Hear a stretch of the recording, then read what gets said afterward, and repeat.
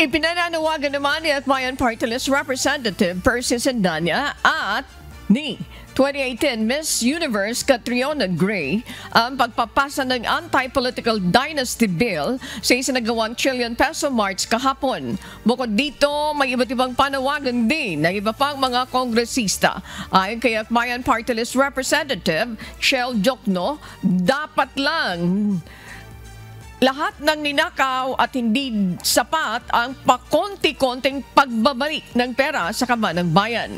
Sinabi naman ni mamamayang Liberal Party List Representative Leila de Lima na dapat ay gawin na ng Independent Commission for Infrastructure o ICI ang pagla-live stream ng hearing nito.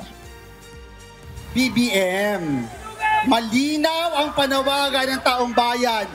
Anti-political dynasty law now, hindi kahapon, ngayon.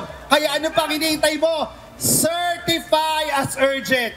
Kung seryoso ka, kinakailangan bukas na bukas, sabihin mo, ang gobyerno sinecertify as urgent ang comprehensive anti-political dynasty law. Payag ba kayo? That's why today, we demand action to the Ombudsman. File the cases now.